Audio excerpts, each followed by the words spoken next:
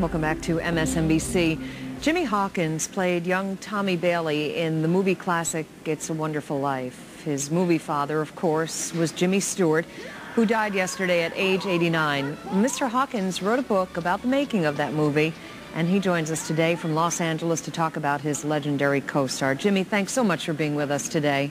Oh, thank you for having me, Bridget. It's a pleasure being here. On what I'm sure is a sad, emotional day. You know, the accolades for Jimmy Stewart have just been pouring in. And what I'd like to know is your memories of him working on the set of such a wonderful movie, It's a Wonderful Life. Well, I have some wonderful memories. I was only 4 at the time, but certain things are very vivid to me. There was a scene where I'm sitting on Jimmy Stewart's lap and putting tinsel on his head, and he's contemplating the loss of the $8,000, and his whole life is over, he feels, and he pulls me into him and hugs me and kisses me. And I was wearing a Santa Claus mask around my neck at the time, and the inside of the mask was real scratchy. And I remember rehearsing the scene 3 or 4 times and then shooting it 4 or 5 times. And every time he'd pull me in, the mask would hike up and scrape the side of my cheek. And I kept wondering, why does this man keep doing this to me? He was a very giving person all through my career and my life with Jimmy Stewart. You know, I'm sorry, go ahead, please. I remember I wrote a book with Paul Peterson back in 1993 called the It's a Wonderful Life Trivia book, and he wrote the foreword for us. And he was very kind and always giving. And then this year I wrote the 50th anniversary scrapbook, which is the history of It's a Wonderful Life.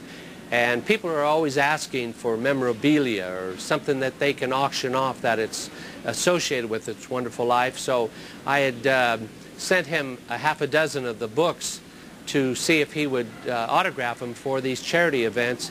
And a week and a half ago, I received them, and they were all autographed. And he was, you know, very giving right to the end. I mean, now, because of the book, a lot of charities are going to receive a lot of money because people, I think, will be very interested in having a part of that history of It's a Wonderful Life and all the cast members having signed it.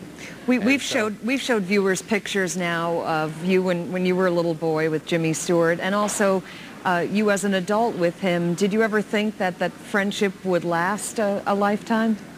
Well, you know, when you do a picture with somebody, you do it and you have high hopes for it, but then you move on to the next venture. And you never thought that our lives would be touching one another like that. And call on him to do something associated with It's a Wonderful Life. I got all the cast members and crew members, and we all went back to Jimmy Stewart's hometown in Indiana, Pennsylvania.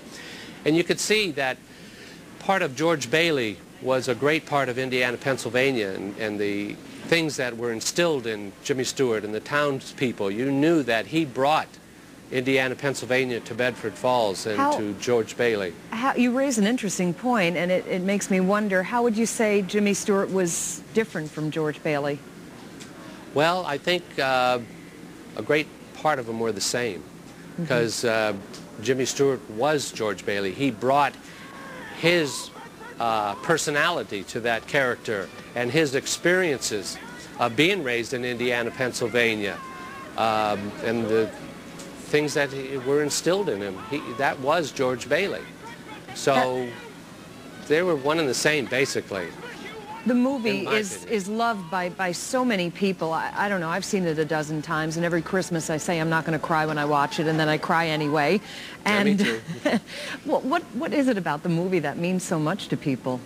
Well, I believe it's the message of the film that the people gravitate to, and that's that each man's life touches so many other lives. If they weren't around, it would leave an awful hole. And I think people would like to feel that they are part of George Bailey, that in a crisis they would do the right thing. And I think that's what the message of the picture is all about, and they realize that. If James Stewart had never been around, what do you think? Oh, it would leave an awful hole, definitely.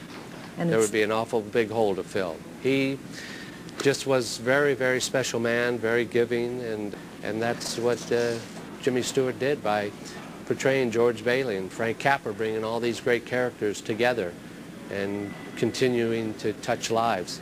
Well, it certainly does leave a big hole. Jimmy, thank you so much for sharing your memories with us today. Oh, thank you for having me, Bridget. All right.